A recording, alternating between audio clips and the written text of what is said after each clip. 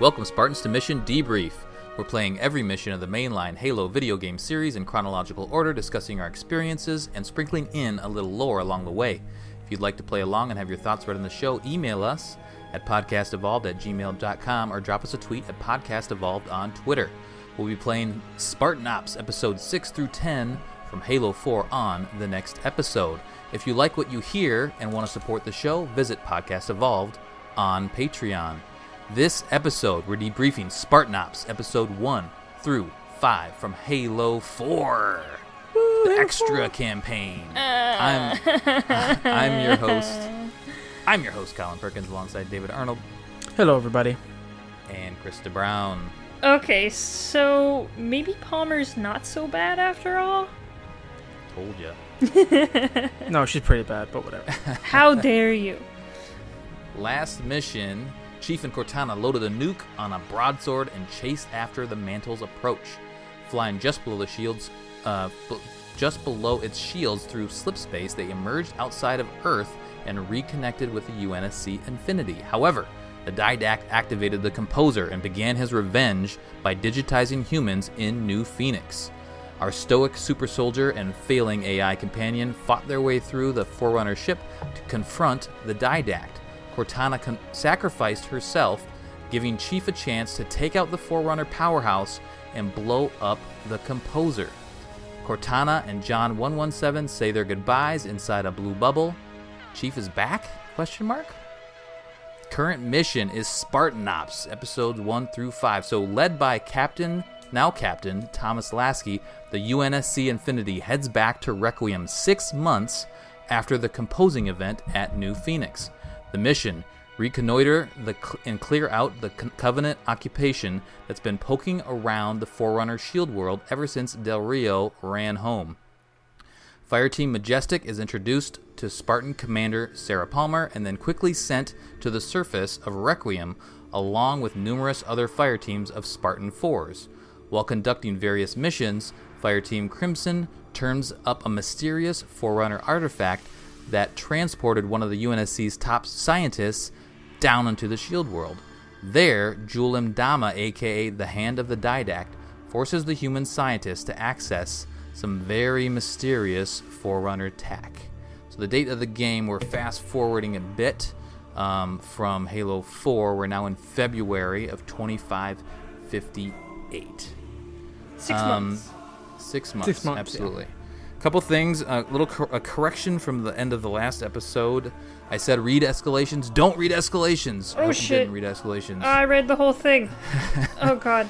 Colin, why? Because the escalations Colin? takes place right after episode 10. I think it's initiation these. you were thinking of, right? Yeah, I think I said initiation and escalations. And initiation is fine because that's about Spartan Palmer's kind of story and some of the early Spartan 4 stuff. So wait on escalations till we're done with Spartan Ops, then you can go read that cool comic, and then initiation, if you want to read that at any point, you can go get some background there.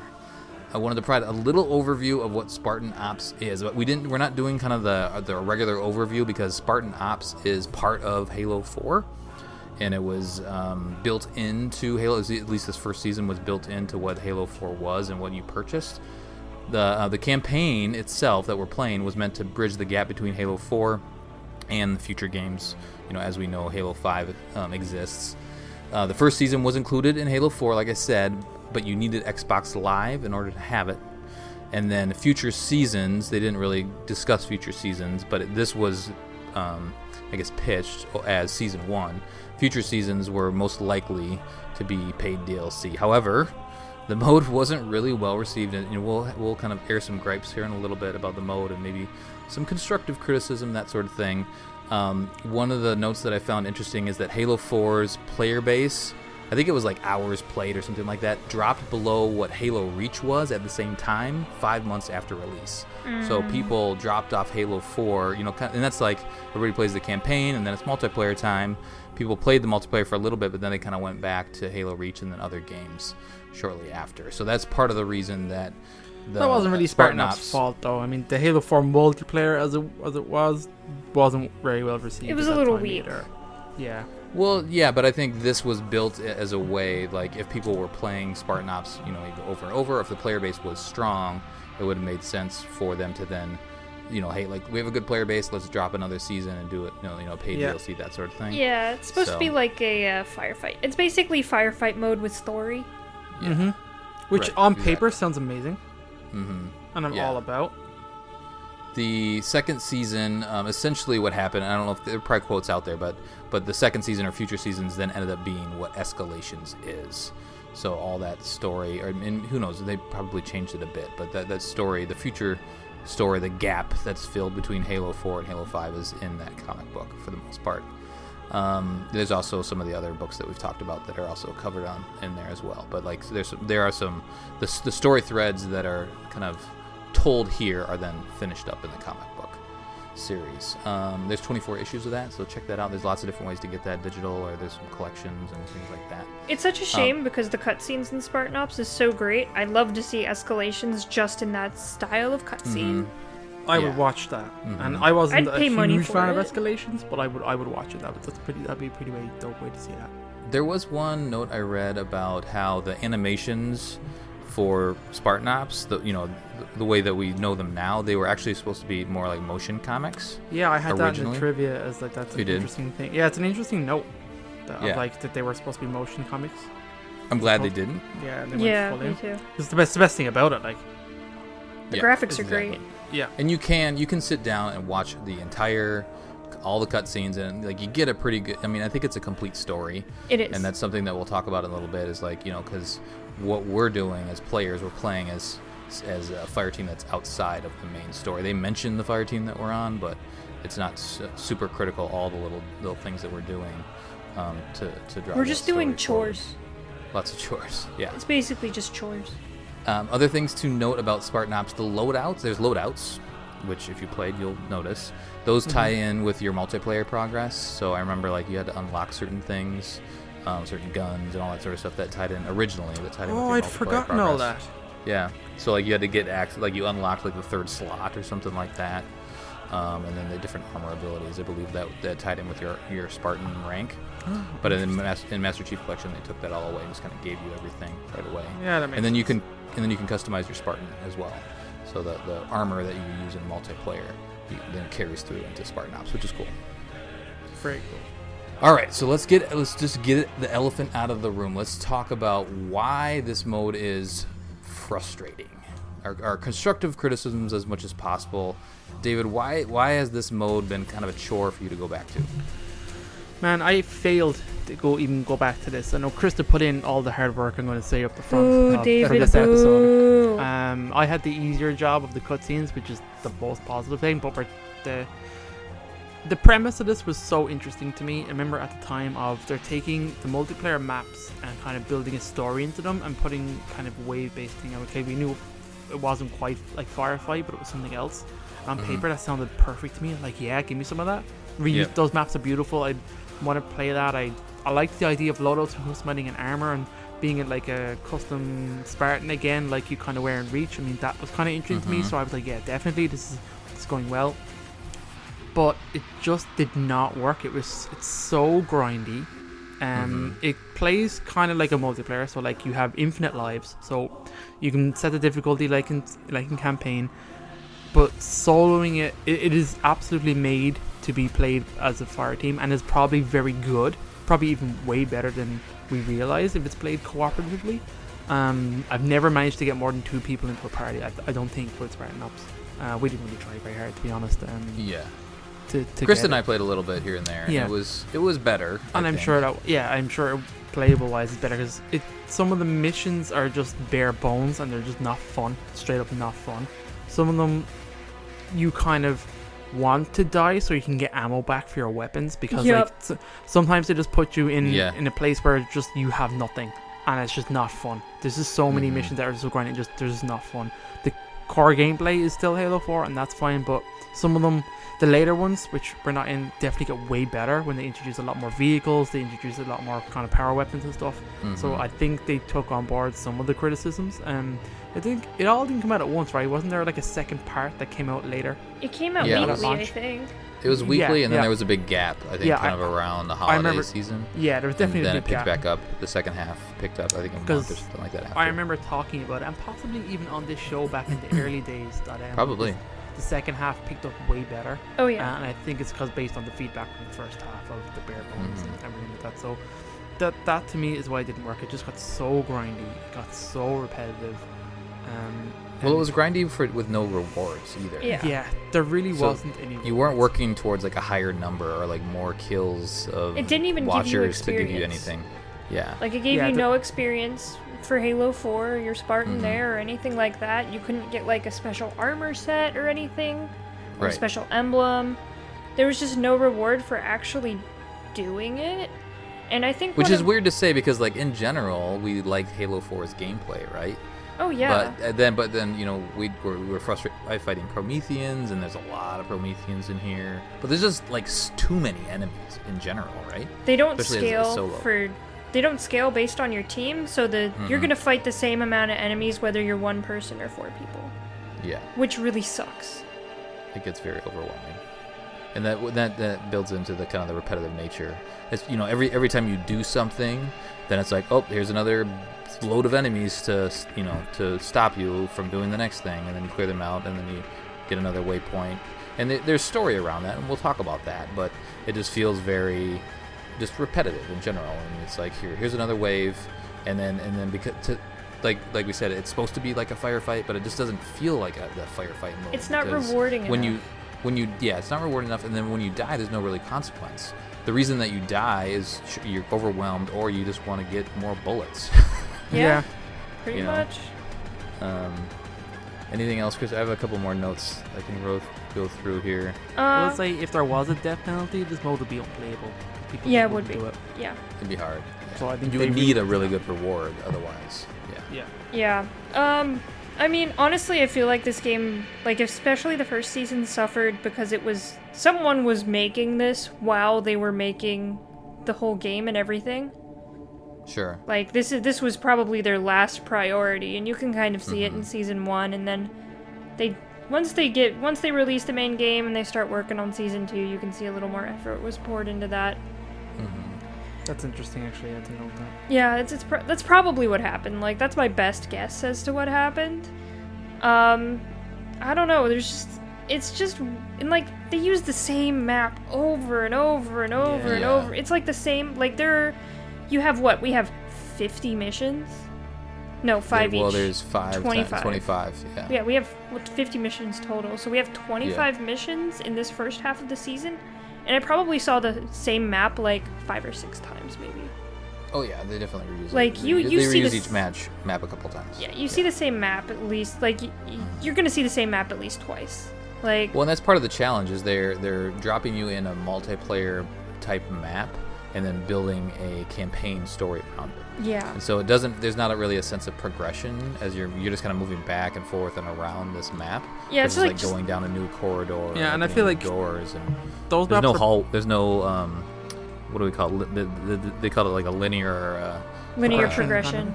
yeah, there's no progression to it. And Yeah. as well, you kind of think that maybe those maps were multiplayer maps, so they're built for quick rounds of Halo 4 multiplayer, that Mhm. you spend way more time on them in Spartan Ops than you would in multiplayer. So Oh, you yeah. get bored of them way faster, and you repeat them Over and too over much. and over. So like, And like some of them have some lore around them. Like one of them's like a research facility that you keep coming like to that. because stuff keeps happening. Yeah, I like that a lot. I like the lore behind the multiplayer maps because that makes it very Mhm. interesting, especially because like The when you Valhalla break- one was really cool. yeah, it's just like what these things are. So in Halo, you'd always get a little blurb of lore about the multiplayer maps that would kind of set Mhm. the tone for where you were playing or where you were fighting. That was always really interesting. Of like, this is a outpost installation for this or blah blah blah. So getting like a story around a specific part of a multiplayer map kind of really grounds those maps and maybe even those fights that are taking place, like makes them interesting. And I do like that Halo's multiplayer has been kind of canonized for like Oh, yeah, I the think war from zones. 4 onwards, like the multiplayer of Halo 4 is like war games taking place inside Infinity's like holodeck. And Like, they even that's say cool. it like in one of the Yeah. cutscenes. She says we could do a couple more rounds of war games, and Blasphemy's Yeah. like, no, we have to do it now. I like that. And I like that a the- lot too. Yeah, it's cool. The maps though, they're reused, but in some cases they're played off as a different location. Yeah, which is It's like, hey, wait a minute, this is the same map and it's supposed to be somewhere else, or you're referring to it as somewhere else. So there's a big disconnect and there. it just gets confusing after a while, and like after a while, like you become so numb to it, you don't even care. Yeah. Like it's hard for me to like. I'd get through halfway through an episode and I'm like, wait, what the fuck's going on here? I know, because you really have to. They explain it in the dialogue, but when you're shooting and there's so much going on, it's hard to pay attention to that. In a to bad that one way, line too. of dialogue. Yeah. Also, the length of each episode, like they're like 15 to 20 minutes. These aren't like short, like quick 5-minute rounds or something like that. If you're playing solo, yeah, Yeah. it'll take a while. Yeah, it's like oh my goodness. Like some of them are shorter than others, but for the amount they put out there, there's no need for us to be in a map more than like 10 minutes, I'd say. Because these are supposed to be quick ops, like boom, boom, boom, boom. The other frustration I had right away, and I remember playing this mode right away, is that Crimson, they never really explain Crimson. No. They have the opening cutscene, and they introduce Majestic, and all of a The teams sudden, are playing as- everybody yeah. goes down into the planet, into Requiem, and then they drop you in, and then Palmer's like, hey, Crimson, what's up? And they're like, wait a minute, Or what what? about Majestic people? Like, what's going on here? So they don't explain who you are as a fire team, and they don't explain this Jared Miller guy at all, who's the other guy that talks to you. The handler, Yeah, your handler. There's and just a lot of such- other characters. There's a big disconnect between the story that they're telling and then what you're actually doing in Spartan Ops. That's well, one it's of its key intertwined. flaws. It's intertwined, but it's just not Loosely. explained well. It's very they- loosey. They give references and words and places and names. You'll but, you find stuff and then they show up in the cutscenes, but like you don't get to see your fire team at all or anything like that. Like most of the stuff you're doing doesn't actually matter half the time. Like maybe 1 out of the 5 episode missions you play in an episode actually matters to the main story. Yeah. Like the What other if Sometimes it's either the first or last one. Yeah. Because then it ties in directly with the cutscene that happens either plays before or after it. yeah. So like you have these filler episodes in the middle then which get kind of like what's the point, and some of them are just so monotonous. Yeah. Again, we're harping on too much about it tonight. I think it's good to air this because then Yeah. we'll have it all out of our system. Yeah. Because there is a good story to be told that we'll talk about. What do you guys think if they threw the bots at you, kind of like in Halo 5, where you had 3 bots on your, so That you would've had a been full fun. fire team of 4? That would have made the missions more manageable, right?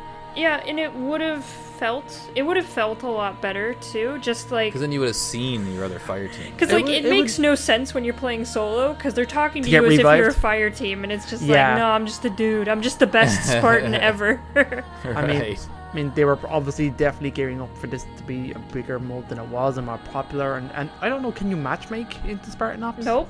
That's another Could you- thing. Like, you why is there originally- no If you matchmaking? could matchmake, There's that'd no be amazing. matchmaking in Halo Yeah. 4. There's no matchmaking in Master Chief Collection. It doesn't make sense. Like, if there Yeah. was matchmaking, this would be way more playable, and it would be Yep. way more fun, and a lot Definitely. more people. Like, even if you I had a mean- team of 2, you'd be able to find a team of 2 more, and then have a full fire team.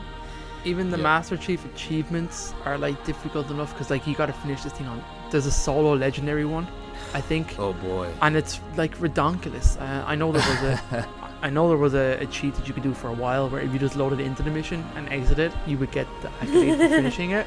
Oh, So like really? I know loads of people who did that, just loaded in each mission and back out again, and they got the achievement for playing it on legendary Dang. solo. And I some of never these did are it at the time. defense missions. So, like, if you're Yeah. one dude doing a defense mission, you're on legendary, like, you might as well not play. Now technically, because obviously you get infinite revives, you can grind it out, but there's just Well, if it's no a fun if it's a there. point that can be destroyed, because there are points that can be destroyed and then fail the mission out. Uh-huh. It's like Yeah. you're Sugar, there's no yeah, way. sorry, you can't. There's Yeah. absolutely no way. Yeah, that's just not fun funsies. It's not. So two other criticisms from my standpoint is most of the missions end with just clearing out all the enemies, and that's kind of the firefight aspect of it. But there's no way to like run past an encounter and just hop into the Phantom or the Pelican, whatever it is. You have to sit there and clear everybody out. And again, especially playing solo, that gets to be a grind. And then there's no boss encounters. Nope. You Boss encounters are essentially- just there more is dudes. there is one that we'll talk about, but it's like you kill this guy and he's just like on another elite, and it's not that great. Yeah. Anything else before we? So let's go down to positives. Unless you guys have any other gripes that just kind of want to get off your chest. No, I think I've said my piece. Okay. A lot of constructive criticism. They could have done better with the mode, and you can see when we get to Halo 5, and we can talk about now, like Warzone, like took a lot of learnings, I think, from this and implemented into Warzone. Honestly, it's such a natural progression that it's almost weird that Warzone doesn't have an overarching story to it, but it's literally just Spartan Ops. It's like way better Spartan Ops. Yeah. Oh, Halo 5's Warzone. Yeah, it is just the fire. It is simulations. Yeah. Well, and it has all those things that we talked about: boss encounters, matchmaking. Like rounds. It's a better mode of progression for sure. And I'll also say, like, you can put skulls in Spartan Ops, but none of the good ones. So like the ones that really don't, they make the game more difficult as opposed to like more fun. So we got like birthday. You can do Grunt birthday party. You can do birthday party and maybe acceleration. Scare him, might be interesting.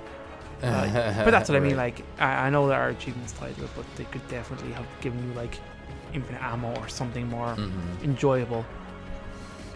Infinite ammo would have been real fun. Positives. Cutscenes are great. Oh, so amazing. Cutscenes are It's the highlight amazing. of this. Like, Yes. it's one of the best things ever. They're so good. Though they're actually, like we said, it were supposed to be like a stylized motion graphics. The team that did this, I think I had it there. They are Axis. They're not who you think. Like, they're not Blur. It's not Blur. Yeah. They're almost on the same field as Blur, though. They're so good. Yeah, I have to say. The loadouts, I think, are cool because if you want to like customize how you drop into the missions, the fact that you can do that is good. We talked about the armor. If you do want to follow all the lore threads, and this is just talking about positives, like they tell a whole bunch of stuff. They talk about a whole bunch of different fire teams. There's lots of names dropped in here. If you want to pay attention into all those nitty gritty details, you can, and it's all in there. But it's also easily missed, I guess. Oh, it's great. It's a great like operation. It's a huge. They make it feel like a big grand military operation. Yeah. They do a good job of that, of selling the story, and the world is very quickly built in the first episode. So I thought that they did a great job of kind of leading up to Halo 4, the 6-month gap, and then now we're going back to Requiem, because that makes sense, because you have to think of, after all these Halo games take place, what happens after? Like, well, immediately you go back to the place and ransack it. Like, you'd imagine humanity's been doing this the whole time, going back to these sites. So it's kind of cool to then play that and it not be like the next game. And it makes sense because there's a 6-month gap. Like, the Covenant have been there for 6 months, hanging out, digging in, growing their contingency, learning a lot about the planet. Humanity's kind of dealing with the new Phoenix incident too, so it makes sense they're not there. Yeah, it makes sense that we're not there, and it makes sense that like we kind of ramp up in the level of importance. Like, the first mission is just kind of getting our feet wet, figuring things out, clearing out enemies and things like that, disrupting power, all that sort of stuff, and then we kind of get into more important things as the episodes go on. Yeah. So from that aspect, it makes sense. The CGI cinematics are done by a Scottish company called... God, I just had it and then I lost it straight away. Fool. They're called Axis Animation. So, nice. Very cool. Giving them some props. All right. Any other positives before we kind of dive into the story now? No, I think... Well, I mean... There are some missions that are a lot of fun, like the missions where they drop like 50 tanks and you can just pick up a tank and play it until it gets destroyed and keep doing that over and over again. I really enjoy those ones. Like, those ones are a lot of fun. Vehicles. Yeah, vehicles are good. Vehicle-based ones are a lot of fun just because the amount of enemies, and then you get to like just run around and do stuff. Like, one of them, you're on Valhalla and you're just in a Mantis the entire time and a bunch of Banshees and Phantoms are coming at you. I really enjoyed that one a lot. That one was really, really cool. I mean, the day-to-day, like, the quality of life day-to-day isn't very good with Spartan Ops, but there are, a couple missions here and there that I'm like, you know what, I am enjoying myself right now. Yeah. It usually involves vehicles. Right. Yeah, absolutely. And because that makes all the crowd, the hordes, more manageable and more fun to take on. Yeah, definitely. All right, let's get into the story. I'm gonna give an overview of the key characters, and there's kind of two groups of the characters. There's the characters that are in the cutscenes, and then there are the characters that are in the missions. So let's give a brief overview of those, and then we're just gonna go through back and forth. So we're gonna talk about. So they're all episodes, and then they're chapters within episodes. So David's gonna give you an overview of kind of the cutscene from the beginning of the episode, and then Chris is gonna just say, okay, in the first mission you do this, and then here's the five chapters within, or excuse me, is that right? Chapter. I keep getting episodes and chapters. Yeah. So yeah, it's five very chapters. confusing. I still don't understand that. Yeah. I'm looking at it right now. Just want to make sure I'm using the right vernacular. Anyway, and then we'll just kind of go back and forth and go all through the story here in one chunk. We're not going to walk through each one, but then we'll go back and talk about our highlights and favorites and maybe some lowlights along the way. So in the cutscenes, Sarah Palmer is very featured in here, and that's what we've talked about. This is kind of her redemption to, if you didn't like her in Halo 4, she's portrayed very strongly in Spartan Ops. Probably one of the reasons I like her is Halo 4 was one of my entry points into the Halo universe, and playing through Spartan Ops and then reading Escalations. That she's a big portion of that. I want to talk quickly about Spartan 4. So she is one of the first Spartan 4s in general. We've talked about it a little bit in Halo 4. But Spartan 4s is like the natural progression from Spartan 2s to Spartan 3s to then Spartan 4s. So they did an original test of, I think they experimented on 10 people, as they're like, okay, we think we figured out how to augment people so that they don't have any problems with them. And so here's like the first batch of people.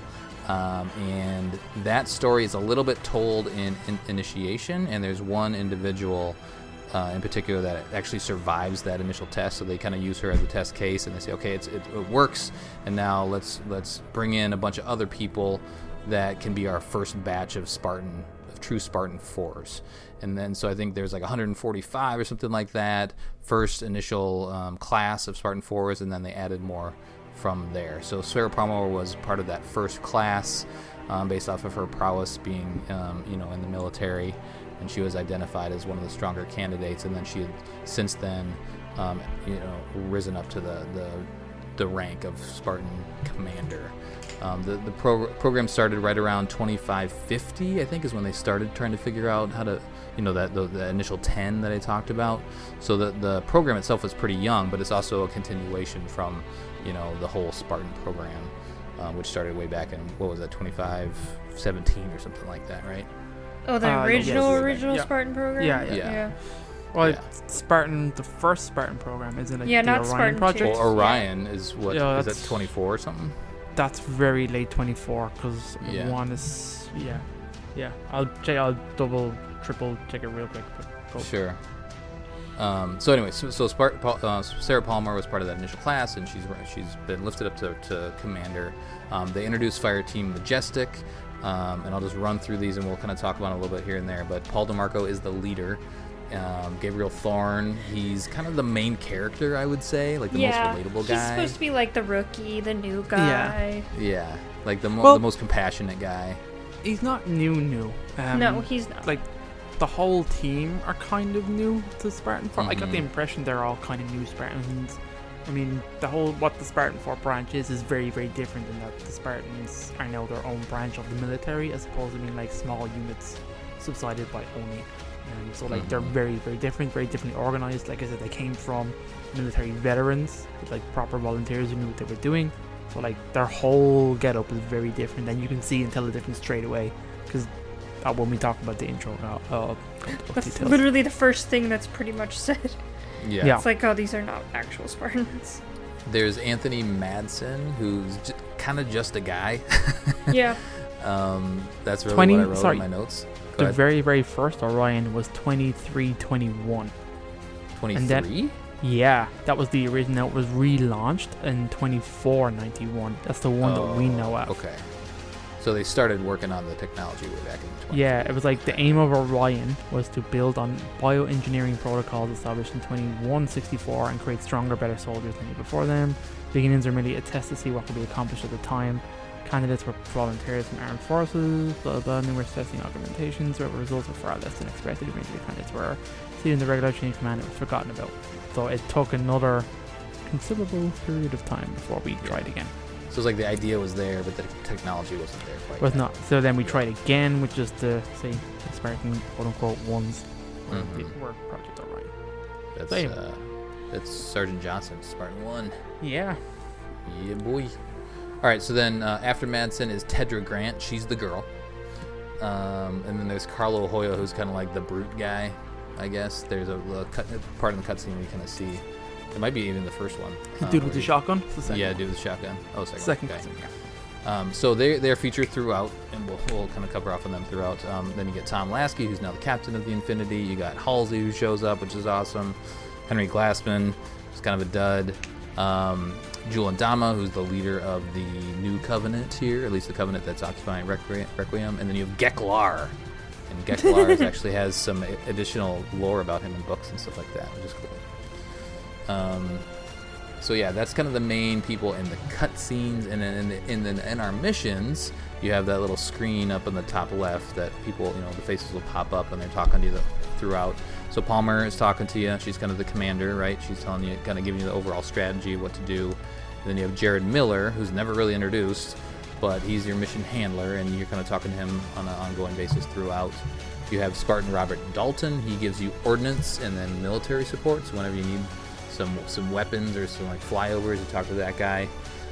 Majestic will pop in here and there, so you kind of see their faces and then you'll hear their voices, which is kind of cool when you're playing through the missions or the chapters. And then Roland shows up a couple times, who's the AI of the Infinity, and he's super snarky. It's I weird. love Like, Roland. his personality gets like really sarcastic. It's pretty great. I like him. It's over the top for me. I usually like that because I like 343, but it's over the top for me on Roland. But and then you have various scientists and fire teams and all that sort of stuff. Glassman. Yeah, exactly. All right, so why don't we start going through it? So the opening cutscene, David. What's kind of a brief overview of what So happens there? sexy. The opening cutscene's a pretty great set piece for what becomes a disappointing series. But Well, the cutscenes aren't disappointing. The No, first the chapter. no, right. yeah. But like the intro is, it starts you off with a pelican kind of coming into New Phoenix, or is it the pelican in New Phoenix? No, you're going into the New Infinity. Phoenix is under quarantine. Yes, so it just comes up New Phoenix incident plus 6 months. So it pretty much tells you that this is the lead off from Halo 4. Mm-hmm. So you got a bunch of people standing around in a pelican pretty much talking. And you have what's introduced, Thorn is looking at a kind of a report of obviously the New Phoenix incident, where it was like all the people. So you learn that Thorn was from New Phoenix. Mm-hmm. So that's obviously his main motivation. It becomes very interesting. You can kind of introduce to the different kind of characters, and you can kind of sense the dynamics. There's a total military bro guys here, so Oh my god. I immediately dislike almost all of them, just Mhm. based on the exchange here. So you got the two white guys. I can't really remember That's their names. DeMarco and Madsen. DeMarco Madsen. You dislike them instantly. You have the Mhm. Darkman, Black Guy, Hoya? he like the super aggressive dude, and then you get the female like Grant? Tedra Grant, Grant. I like Grant. Grant's okay. Grant and She Thorn doesn't have have a huge interesting part. dynamics. but Yeah. she's good.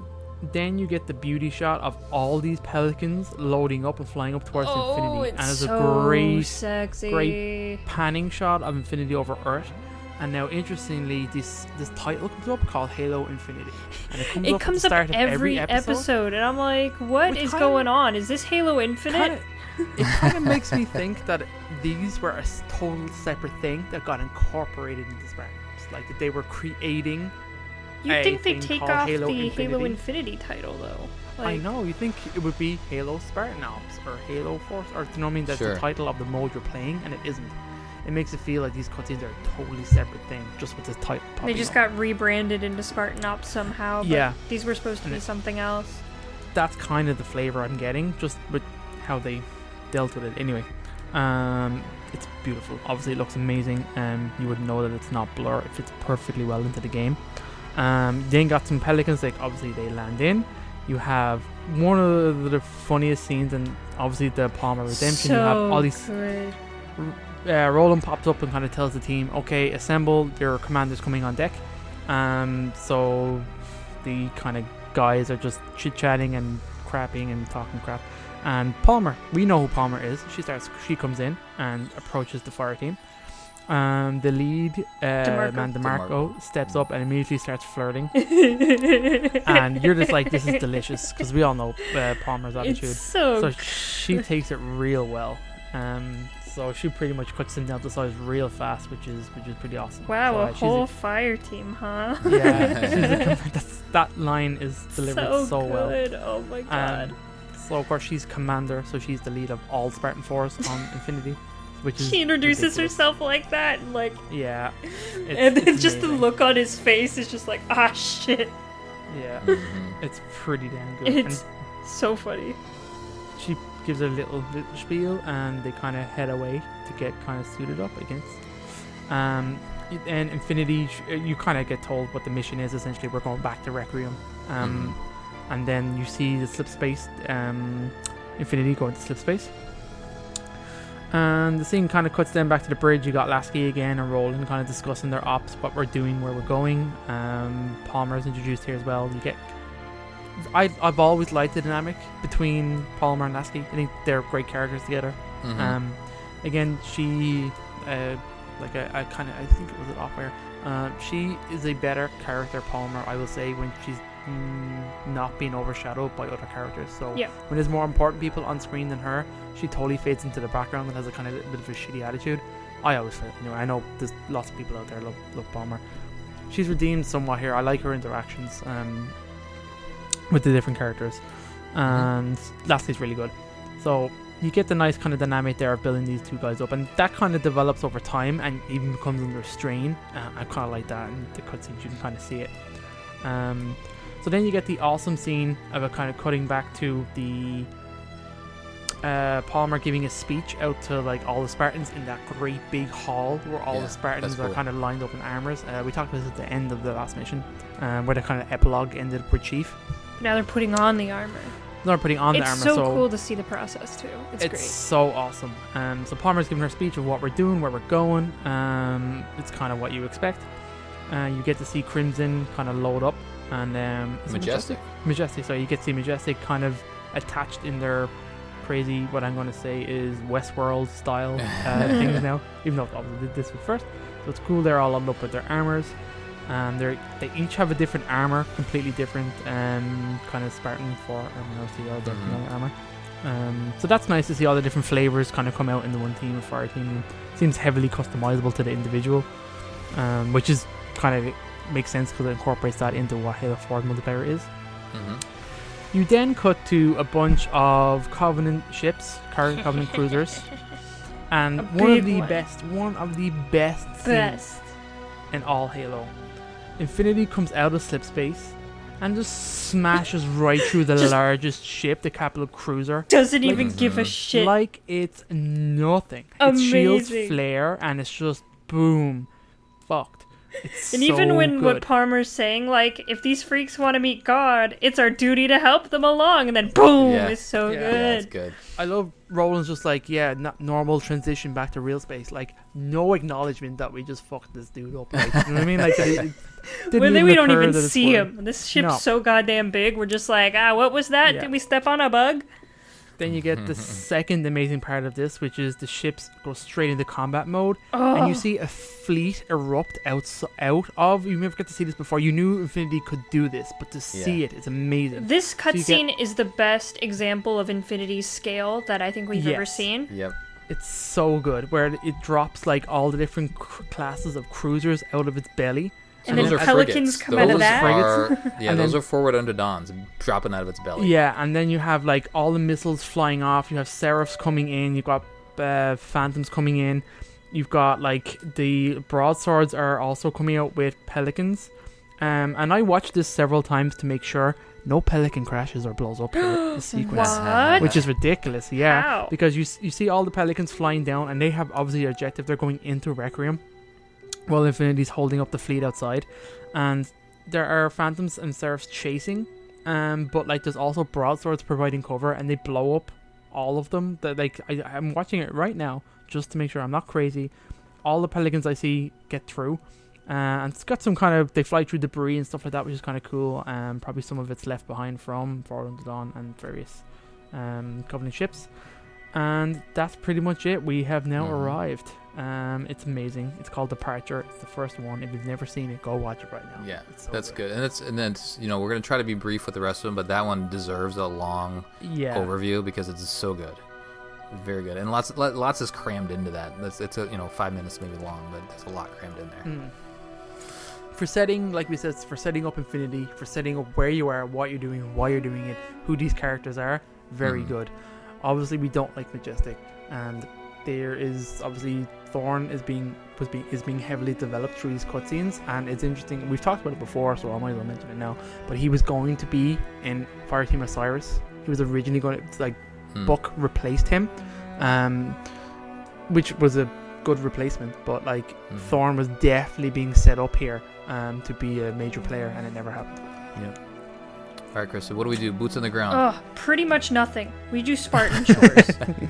Like, you're just kind of hanging out, shooting things, marking things, grabbing things. The only thing that really happens is at the very last one where you locate this weird Forerunner box. Looks like a trunk. So you have to find the artifact and then defend it until the Pelican arrives. But other than that, there's not much in this one. Yeah, it's true. It's introducing you to some of the maps. Yeah. And that's like part of the frustration we talk about. Stuff. It's like you kind of come back to some of these, and the maps are all right. I mean, they're all right, but from a mission standpoint, that's where they just get a little repetitive. But yeah, you're like, what, in the first one, you're just killing a bunch of Covenant, just clearing them out and there's of the like area. some wraiths and stuff that you can get on, so that's kind of fun. Yeah. The other and one's... then the second one's like just power generators you're taking out. Yeah. So just more chores. More chores. Just a lot of chores. Like then, and the fourth one, you just literally clear a structure for the science team to investigate later. Yeah, but the science team was investigate. There's like a signal that they found, and then you download some data, and then that data gets disseminated to then point you to where this artifact is in the last one. Yes. Yes. So that's usually how it works. Is like in the earlier missions, you kind of find something that, you know, at the end of that, maybe like in 1-3. I think in this case it's 1-4. The fourth chapter, you actually say, okay, here's some data. Let's see what this data actually is. Yeah, exactly. So that's usually how it plays out for all these. But yeah, so you find that cool floaty trunk briefcase thing. Yep. But then it ends, and then you have to wait a week, and then you have to wait for the cutscene. So like, let's find out what this actually is. And David, what is this a thing? Now, how do they explain this in the next cutscene? They don't explain it. Well, they don't. It's super mysterious. Yeah, it's mysterious for a while. Obviously it's a Forerunner thing. So the cutscene kind of starts with Majestic in a firefight, fighting off some space dogs. He kind of sets a character piece of what's the guy's name? He's super aggressive. I've totally blanked on him again. Hoya. So he kind of goes out of formation with his shotgun and pretty much gets click-clacked. He gets click-clacked real good. There's some good scenes here of Prometheans fighting and stuff like that. And then immediately you see the Pelican. It fades to black when he kind of gets hit, but then they see the Pelican arrive. I will say these Pelicans move beautifully, the way Pelicans are supposed to. And it lands and has like Palmer being pretty harsh on DeMarco, and you see your man being kind of wheeled in on a stretcher, and kind of what happens to what's his name again? Hoya. Oh, Hoya happened to Hoya. So she kind of hints that he's not good at like controlling his fire team. Like it's his responsibility. So he and I think he understands that. So you can kind of see some of it. It's kind of a sobering moment. But I like it. It's good exchange. You have Thorn, the inquisitive one, watching, and it pretty much Palmer says, "Oh, Crimson recovered this while you were pissing around down below." So obviously the team that gets the spotlight and the cutscene is not Crimson, which is the player's team, which doesn't really make sense. Nope. Yeah. So it shows a hovering thing being brought in by some scientists off a Pelican. It activates and drops. And it has that beautiful orange glow, and it kind of it shoots out the pulse, kind of like a scan, which is exactly what it's doing. So it's scanning the Infinity, and knocked off a bunch of systems. So you see kind of like grav goes and like the engines shut off and it goes all kind of crazy. You see Infinity like from the outside, its engines shutting down and it's slowly getting pulled into Requiem's kind of field. You have the character Glassman. Is he just introduced in this one? Yeah. Glassman gets introduced, so he's like the lead scientist on Infinity. He's in the engine room trying to kind of get everything back online. He's just a generic scientist dude. He's kind of met, like Colin says. He manages to get the engines booted back up. No, he doesn't. Sorry, my apologies. Palmer is standing there. This is the looking best shit ever. I love this. She has her grav boots on, which is pretty cool. Anyway, but she kind of runs up to it and kicks it. She sprints up to it and just gives it a kick. And that, like, whatever disconnects the connection, and the trunk kind of crashes and turns off. Infinity powers back up again, and then Infinity's kind of stuck with this thing. There's a bit of dialogue. Glassman kind of walks up, and as you expect the scientist guy to do, he touches it. And turning it on essentially activates what it is. Some of what it is. And it looks like it digitizes him, but it essentially teleports him. It's a slip space portal, pretty much. Yeah, we don't know that yet. Right. So he kind of gets sucked into the machine. Lasky's trying to help him and doesn't. Palmer Sarah keeps him from going in there too. And he pretty much gets sucked in like you would, like kind of what you would think the... Actually, we've already seen it. The composer does. Yeah, so you think Glassman's been composed is kind of where it leads you to go. Yeah. Now, boots on the ground. What do we do in these missions? Boots on the ground. So Crimson. 2-1 is just kind of there's a distress signal from some scientists because scientists can't do shit. They just need to be rescued. Well, that's the thing is like with this, like they show all the fire teams going down, but meanwhile there's a bunch of scientists around at different locations, and so I guess you kind of sort that out as you go. But a lot of these missions include like, oh, the scientists are getting attacked again. It's like all of them. Like the second one is the same thing. It's just tracking them down and finding them behind some kind of shield. The third one is actually like there's some Marines pinned down, and you have to save them, and they help you fight throughout the whole mission, or you just let them die. The dialogue changes, though. Yeah, it does. Like, Palmer's like, you realize this was supposed to be a search and rescue mission, right? Yeah. You're like, I'm sorry, that's just me. Why was it just me? The name of that Marine group, the squad, is Hacksaw, which I like. Yeah. And then they're never to be heard of again. Nope, because you killed them. They all died. Well, that's a good point. Yeah, because they could have died there. 2-4 is literally you heading out to a mission and then you get shot down. That's it. That's kind of cool. Yeah, it's kind of cool, but it's also kind of annoying at the same time. Like, yeah, it's really cool that you've crashed and then you have to fight your way and then you have to pretty much wait for someone to come get you. And then 2-5 is you actually going to do the thing that you were going to do before you got shot down, which is locating a science team Gregarian that went missing in a Forerunner structure, which is, I think, the same Forerunner structure you cleared out earlier. That's a reused map from you come here a lot, honestly. The refuge. The refuge. So you just literally help them out, and you turn on some computers and stuff, and then a bunch of space dogs come out and try to murder you. So that's it. Yep. Yeah, and I don't know. It's hard because all these maps have different names, and as we go through it, we'll probably name the highlights. We haven't gotten to my favorite yet, so we'll cover that one a little bit. But so we end there. Now, what's episode 3 start off with? So good. That's actually where it ends because this is the first real disconnect because nothing you did, player games, makes any difference between these two cutscenes. So all that saving scientists, all that kind of stuff never gets mentioned or kind of comes up again.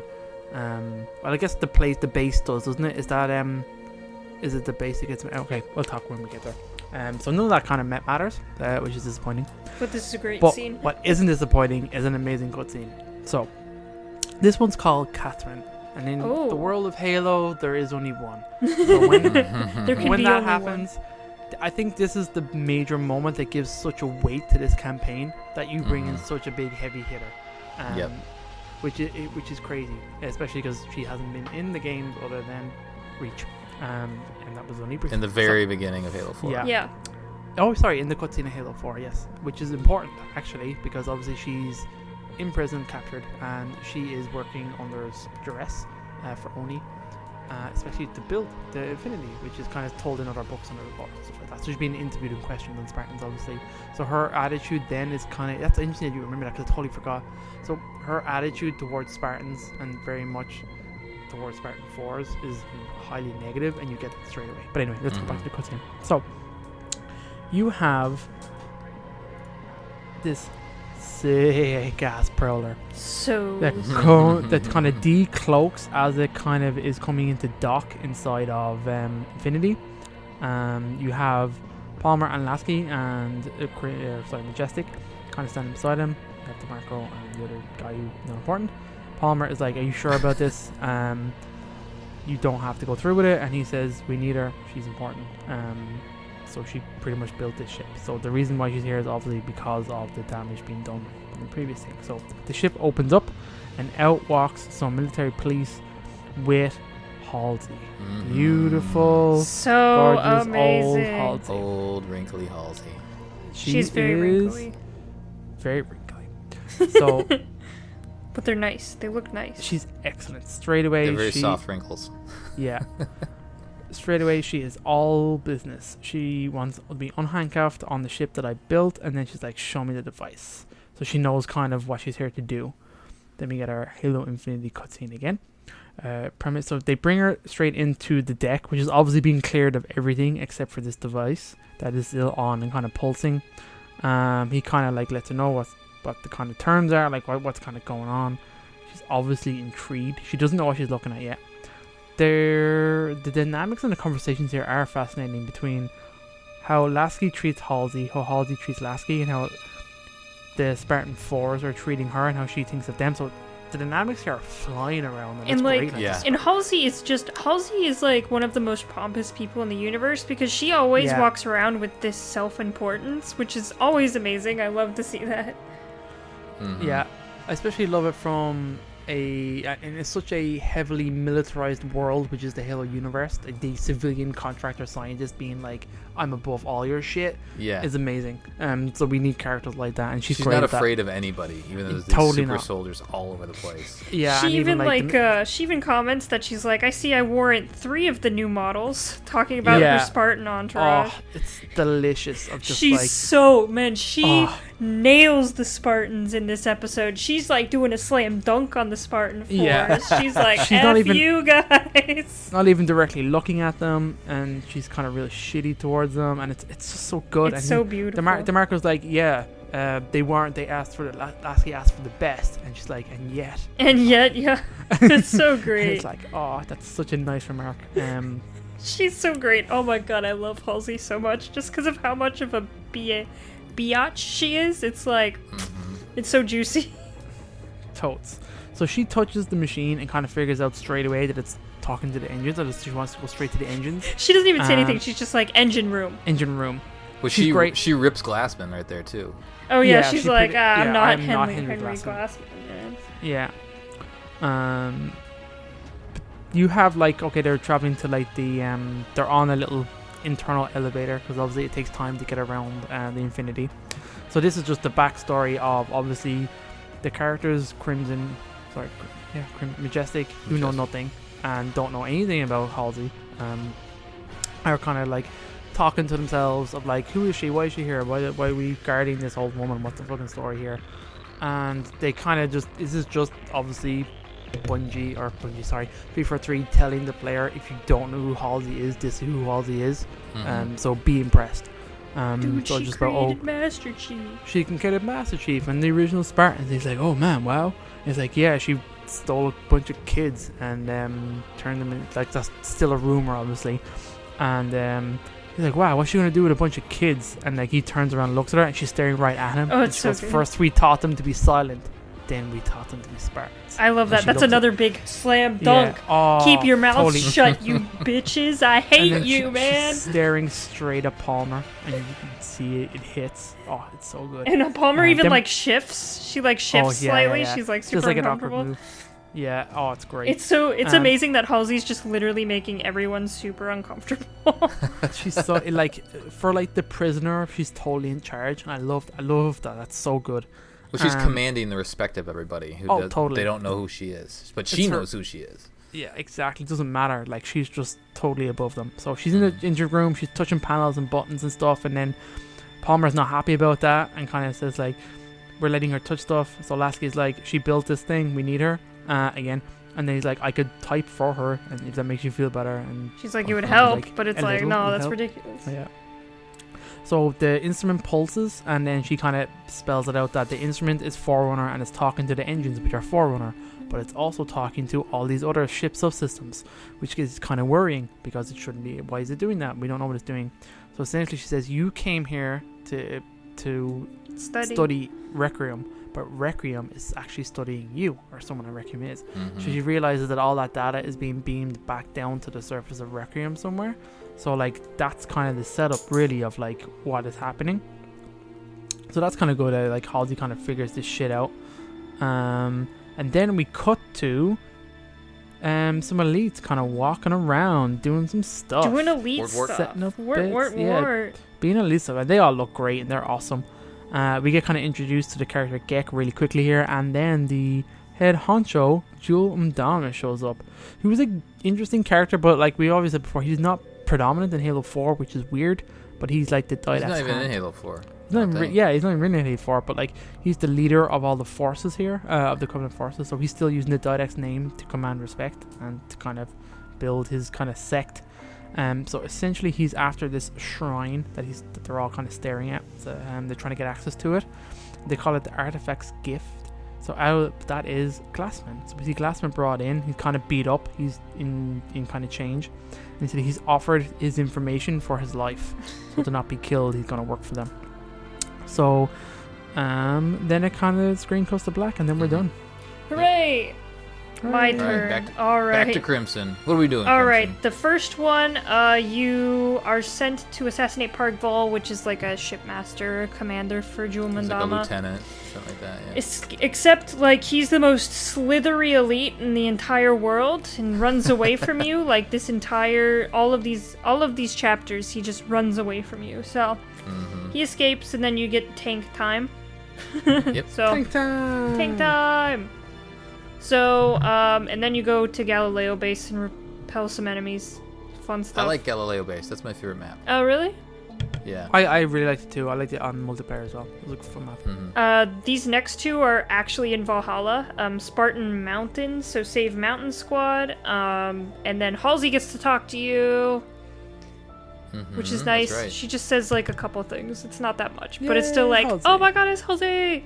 And then Because they're trying to figure out what some signals are, right? basically it's just explaining the like beams that come out of the structures in Valhalla. Oh, right.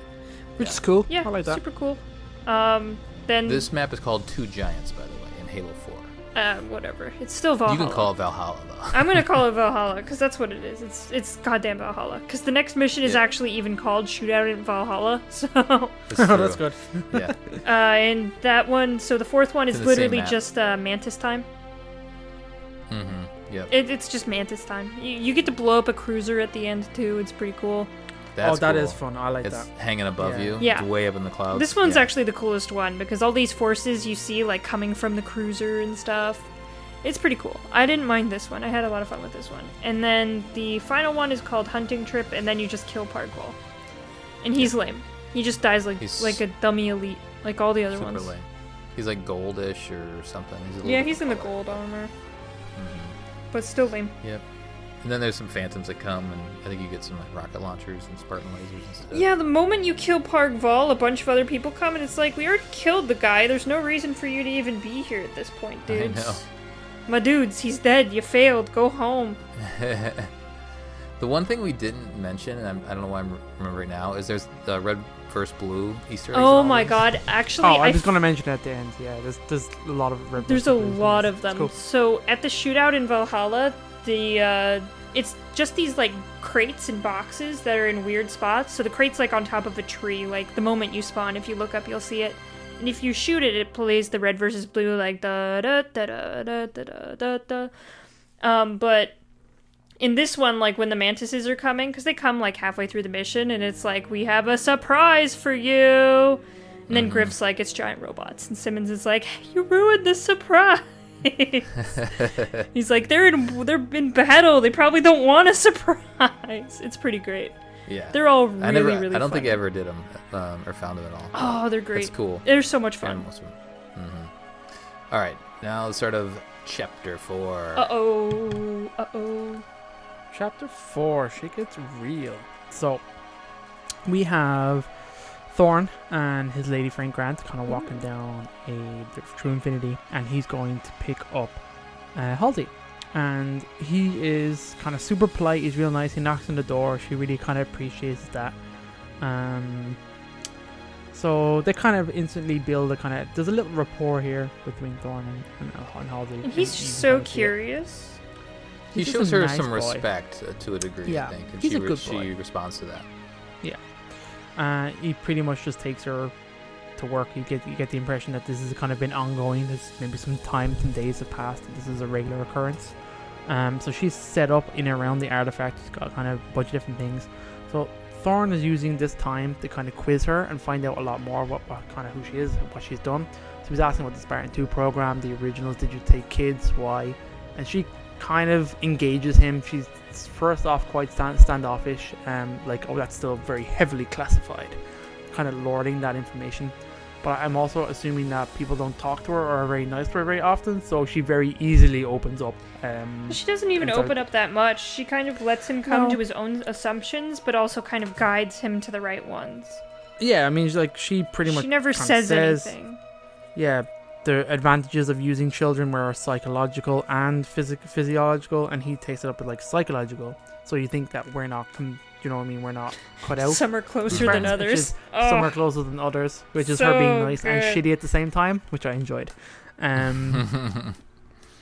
So obviously she's still heavily defensive about the Spartan 2s, and we know from her journal and stuff that, you know, there are regrets in there. She's not perfectly human, but she has this mask that she puts forward, and it's awesome. She's an awesome character. So there's a bit of dialogue essentially here between Thorn and Halsey. But what Halsey is also doing, you don't realize, is that something through her pad is communicating to her and kind of asking her questions, and she's engaging, trying to figure out who's talking to her and what is it. It's no good. You can always imagine it's no good. But she's keeping it to herself because obviously she doesn't trust anybody.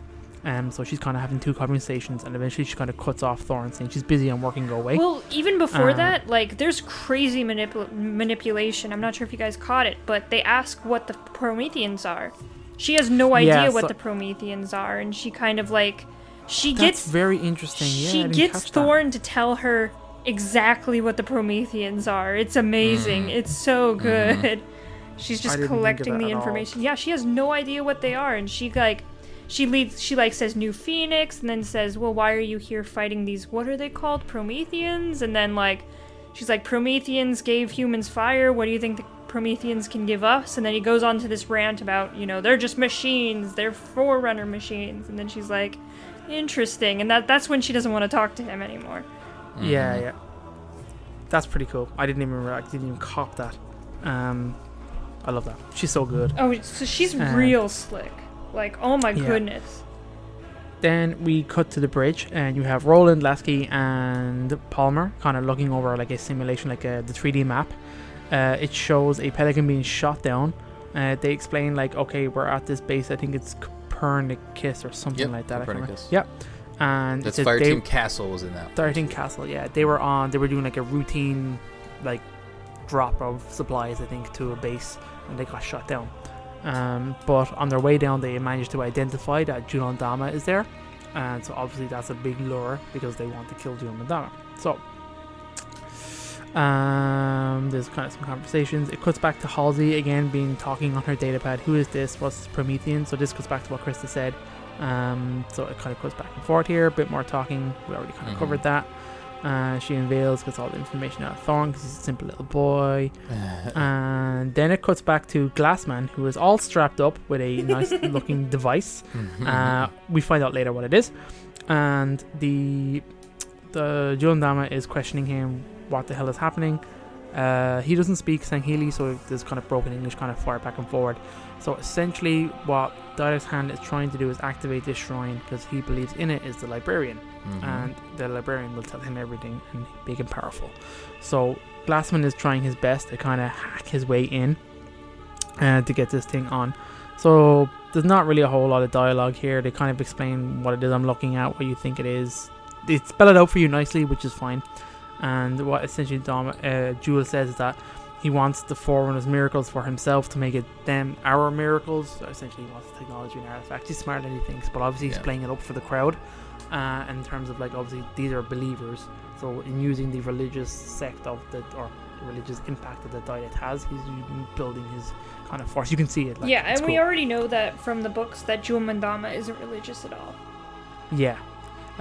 He is just, like, overall he's an interesting character, but you need all the media to kind of piece it together and remember it. You need to read the entire Kilo 5 trilogy to even understand who this guy is. Yeah, which is kind of interesting because he's a way more interesting character in Kilo 5 than he comes across here. But anyway, just obviously a disconnect there a bit. But then that pretty much ends with the Sangheili kind of cheering, and yeah, it kind of cuts, and that's it. We're done. Them, it's the same old story with the Covenant, right? It's a different leader, but they're still trying to use Forerunner technology to gain power and foothold in the universe. Well, that sort of stuff. It's kind of, the dynamic's kind of different in terms of, especially because it's from the Sangheili perspective, who were like heavily religious and very anti-using the Forerunner tech.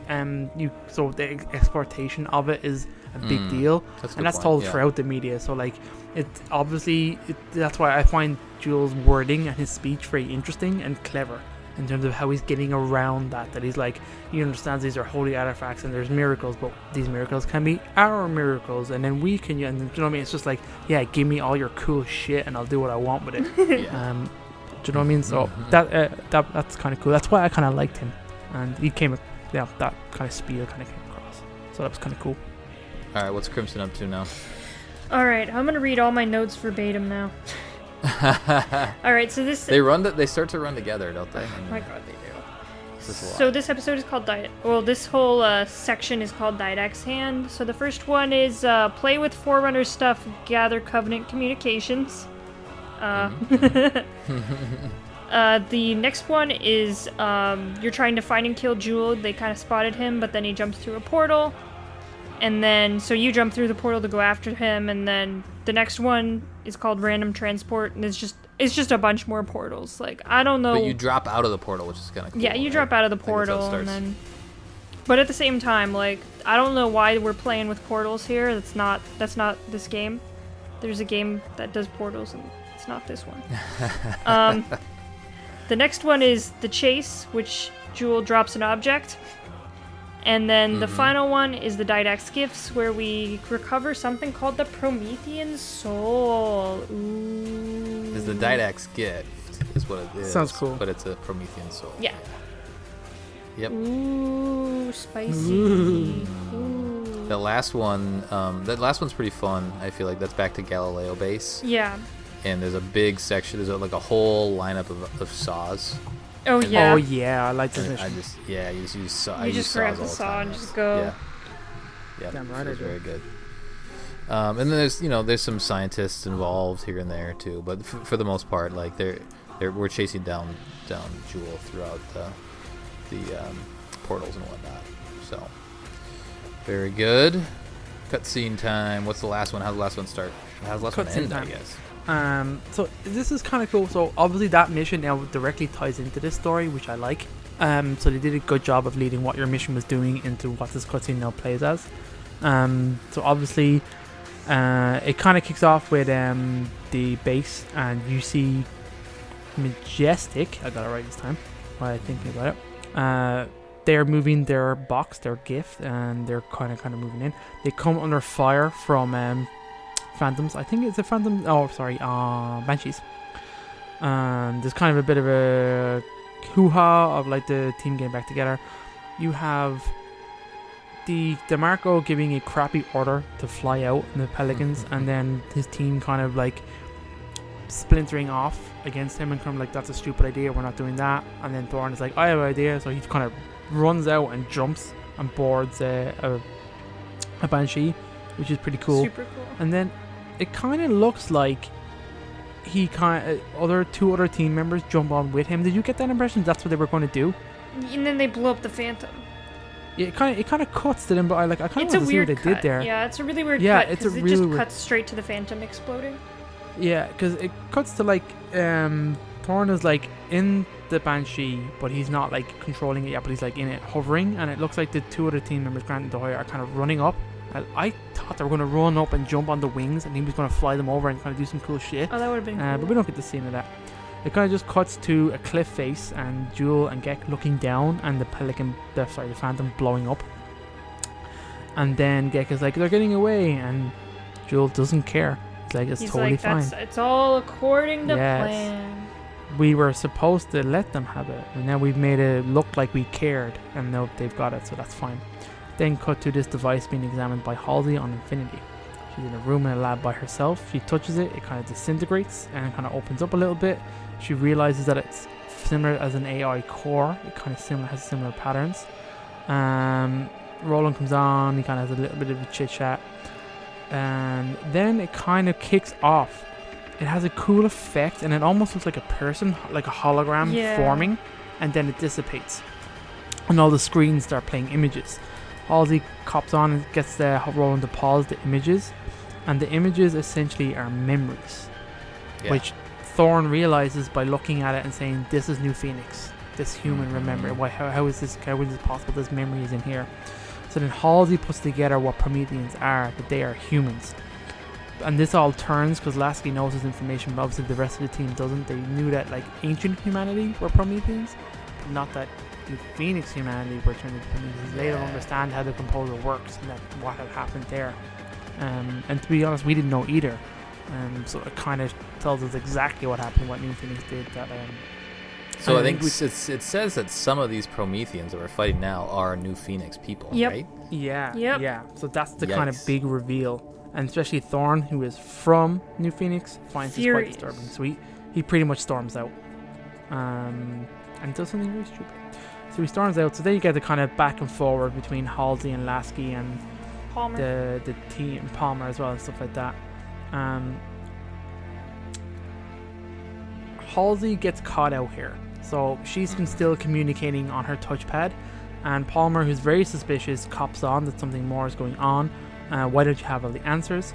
It cuts to Jewel watching Halsey through the device, and he's been the one is revealed, and he's the one communicating to her on her touchpad, kind of leading her down the kind of the avenue, kind of leading her on essentially, which is very, very interesting to see an elite soldier kind of manipulating Halsey in such a way by luring information in front of her, which is giving her extremely strange for an elite to do. Elites always will go for like they call this kind of stuff like human deception tactics. Like this is something Gek learned from being around humans, not Gek, Jewel. Yes, which is amazing, and it's really good because all that's set up in the books of how Jewel changes his mentality based on his interactions with humanity. It doesn't seem very significant in the cutscene, but when you know what happens around it, it brings more weight to it, which is Halo 4 in a nutshell, really. So again, you kind of see that, and then Palmer cops on. She pulls her gun. She's so eager to pull her gun on Halsey. Yeah. This is the second time she's done it too. Lasky's having no shit, immediately says take her into custody. He realizes now that she's been keeping things from him. And then it cuts back to Glassman, who has managed to activate something on the shrine. It looks like a big bubble shield. All of the elites are down praying essentially to this. Jewel kind of stands up and is all kind of impressed, but there's nothing really said here. It cuts back to Thorn, who walks up to the device, the Artifact Infinity, and touches it because that's a clever thing to do, and then immediately gets sucked in. And so because we know he's not dead, he's going to be somewhere else. So it immediately cuts to where he teleports to, which I think is where you got it from originally. Yes. So it's back in that location. So he sees Thorn kind of standing up and being surrounded by elites to pull up energy swords. Fade to black, baby. All done, except it's not, because we got stuff to talk about. Except Crimson's got to do something. Crimson's got to do something. They don't do much, let me tell you. So the first one is you just learn how to use portals. It's a defense mission. Also, like, in this entire, like, all these episodes are, like, Palmer's gone. Like, she usually talks to you during the missions and stuff. And they're like, we can't get a hold of Palmer, so. Where is Palmer during this? I don't know. You know, pointing guns at Halsey, I guess. Yeah. So the next one is you just defend scientists or let them die because they're dumb. Because these scientists will literally walk right up to the Prometheans and let them shoot them. And they don't run away, they run towards the Prometheans. Also, the first episode is a defense mission, and you have to defend these machines, but then the Prometheans can destroy these machines quite fast when you die. Yes. And if the machines die, then it just literally nothing. It just kicks you out into the main menu. Like, just boom. Oh, is that right? Yeah, it was so annoying. I was like, what? But anyway. I thought Roland was being super sarcastic in that film. It was pretty funny. The third one is defend more dumb scientists, and then you get to defend some dumb scientists while Team Shadow gets to infiltrate a cruiser and blow it up. Yeah, Ooh, and they're they're talking about it throughout the entire mission, and I'm like, why the hell am I here fighting dumb scientists when I could have been on Team Shadow infiltrating a cruiser? What's going on? I was so pissed. I'm like, why can I not do that? Why is that not the mission? Does Halo 4 have any multiplayer maps that are like on Covenant ships? No, I don't think so. Like interiors? That could be why we're not doing it, Chris. Yeah, but I want it. That would have been a good mission. That would have been a great mission. Damn right it would have been a good mission. They also have, they mentioned the Covenant, the Silent Blade. Spec Ops team is in that one. Oh yeah, I like yeah. that. They show They got up. their active They're camo. all they're all crazy. Also, if you let all the scientists die, the main scientist gets really pissed at you. Like at the end of the mission, he's like, "You let them die?" And I'm like, "Man, how about you teach your people to run away from danger instead of towards it? How about we do that?" The fourth mission is just defense, but this time in a mantis. Yeah. Yay. It's a cool mission. It's a cool mission, but there's a lot of defense in this one. And So they're starting to mention finding Thorn too. yeah, so at the end here. the final Yeah, one. that's The final one is literally called Spartan Thorn, and my notes are Thorn plays hide and seek, and then we extinct the entire hunter race, and then there's a cliffhanger. Because, like, at the end, the finale to this is, like, they drop, like, 6 pairs of hunters. Yeah. Like, that's I'm right, like, a bunch of them. why? And then, but they give you a tank, so it's fine. It's a lot of fun, but just like, oh my gosh, they're just all dead now. And then at the very end, you're like on top of this cliff about to get evac, and then your ship blows up, and then like 20 phantoms just come out and point all their guns at you, and then it fades to black. Did you pick up how the Pelican got destroyed? How? It was one of the drop pods. it It just like went came through. down and Oh, just really? smashed it. Yeah. That's awesome. Oh, It's that's one of those cool. giant drop pods that the Covenant used. Oh man, I Pretty didn't cool. notice that at all. It's good though. It's real good. I never copped that. That's cool. But yeah, that's everything. We did it, boys. And then we have a nice little break, and we left to wonder what's going to happen to Thorn. Now we have to and play then through the other season thing. It's 2. kind of interesting because, you know, Thorn is dropped off and thought to, you know, essentially he's captured, right? But then also Fireteam Crimson gets the fade to black treatment too. So something happens to Fireteam Crimson, but you don't know. So in both the cinematic and the gameplay, they have these little cliffhangers for you to wonder about. And there were, like we talked about earlier in the show, there was, I think, a good month or so, maybe more, between chapters 5 and 6. It was a hot minute. Yeah. All right, so we are running long, but any highlights throughout Halsey. this? I mean, we've kind of talked about this to a degree. Let's just talk about highlights. Halsey. We've already covered off enough lowlights. Let's just talk about highlights in general. Halsey. Halsey's good. Yep. I'm a fan of Palmer's portrayal here. And what else? Obviously we talked about the Infinity crashing through, like that first opening cutscene just sets up the story really well in general. Gameplay moments, some of the, like, just, the vehicles are fun for the most part. Whenever you have a vehicle mission, it helps a lot in It definitely tedium. does, yeah. There are, I like the Galileo base. There are a couple maps here and there that are good. The Two Giants, which is the Valhalla, that's a pretty cool map in general.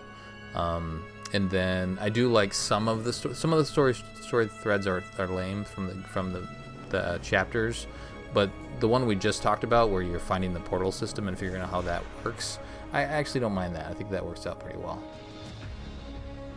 Anything else that you guys, any other highlights besides Halsey? No. That's good. Nope, that's the it. gameplay is pretty generic. I like the missions. I like the same missions you do, Colin. Really, I do like Galileo base. I like that map. Mm-hmm. It makes sense to put stories in there, and I think it suits it, especially because this game is very scientist heavy. So it makes sense that you'd be setting. I like the idea of setting up bases, supporting these bases, and they're all kind of, you see kind of humanity kind of spread out. It seems very weird that they're not supported very well. This is a military campaign. You're trying to do research and science things under duress. Do you know what I mean? When you have like a large amount of Sangheili fighting you, and do you know what I mean, killing scientists. I mean, these scientists are just idiots, man. I mean, what are they doing? Yeah. All right. I think we're good. I think that's a good spot to leave off. Let's do. Is there any more trivia at all, David? And then we do have a community question.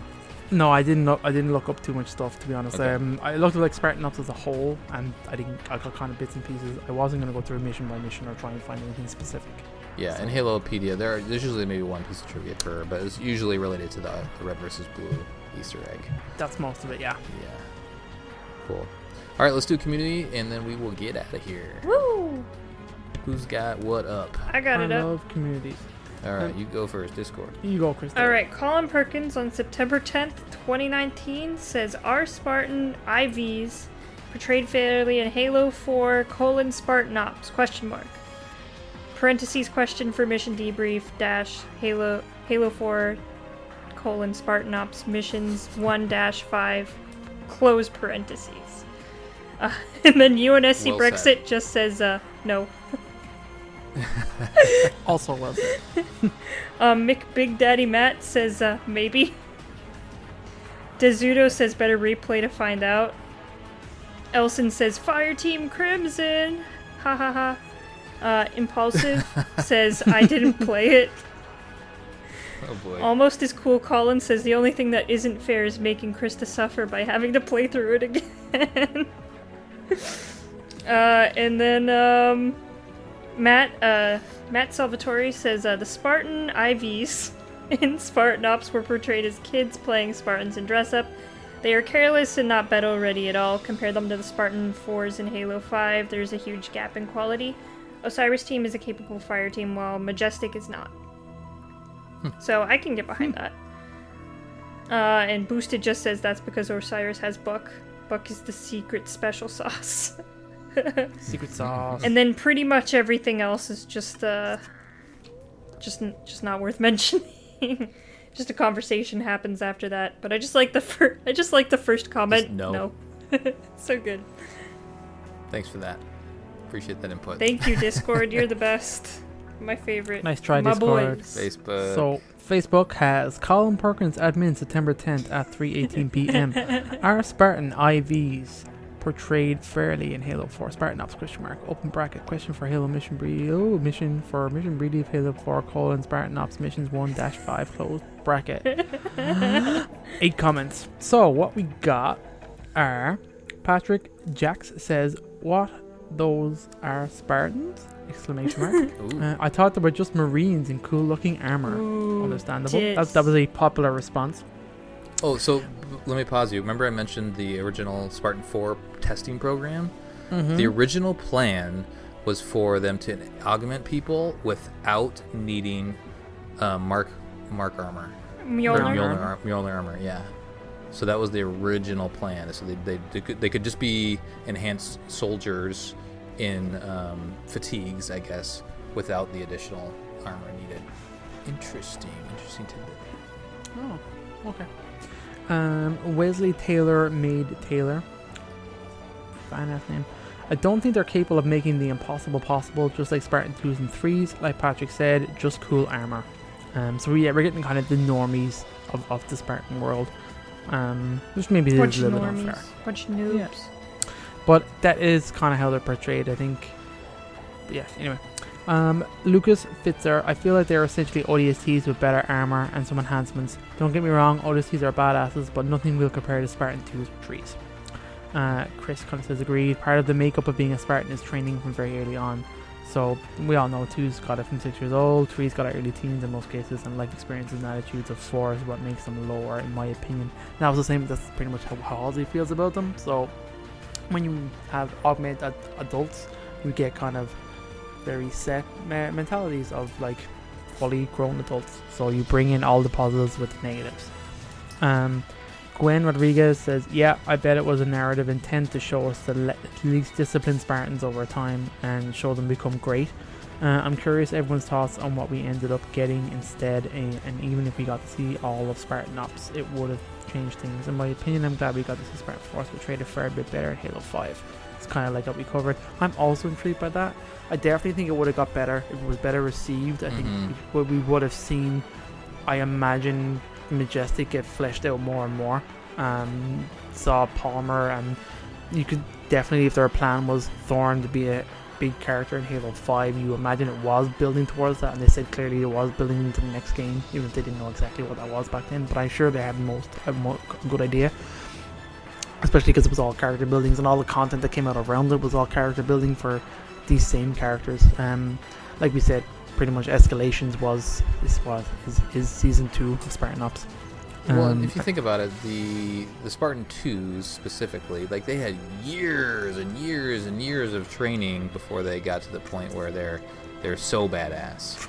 Whereas, you know, granted, all of these Spartan 4s are military professionals, so they went through that training, but they haven't had really a ton of experience as a Spartan. So it makes sense that they're kind of figuring out, you know, they're learning how to run. You know, I guess they're learning how to walk. They're not yet to the running stage of what that humanity and their peers would expect from a Spartan, the Spartan Force to me. So yeah, I think it's a little unfair to compare them to Spartan 2s and even 3s. But you're supposed to. Do you know what I mean?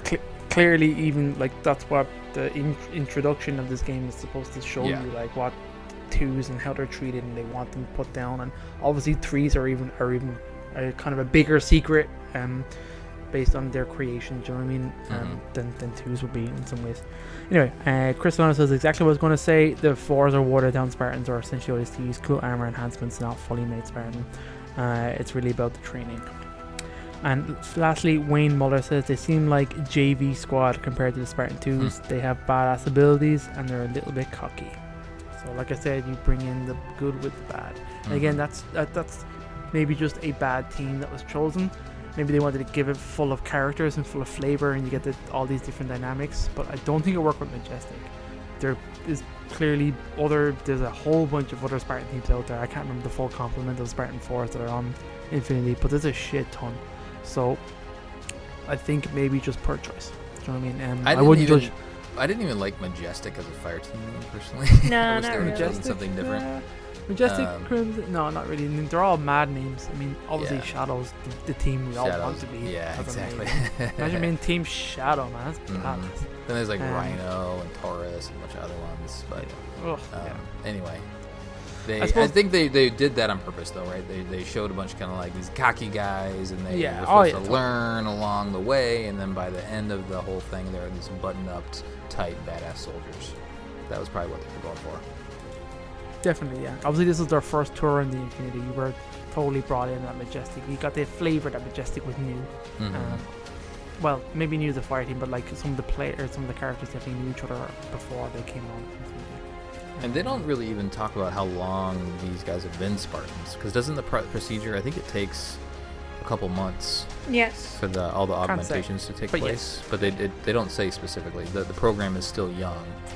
But I didn't get the impression that this was their very first run as Spartans, Right. Majestic, but obviously their first run on Infinity, and maybe together as a fire team as part of the whole Infinity Spartan complex. yeah. Alrighty, I think we are done. That will do it for our debriefing of Spartan Ops episode 1 through 5 from Halo 4. On the next episode, we'll be covering Spartan Ops episode 6 through 10. We'll be wrapping up the story. Send us your thoughts at podcastevolved@gmail.com or drop us a tweet at podcastevolved on Twitter. You can also support the show by visiting Podcast Evolved on Patreon. Until next time, evolve. Evolve! Evolved. Oh my gosh, that was a long one.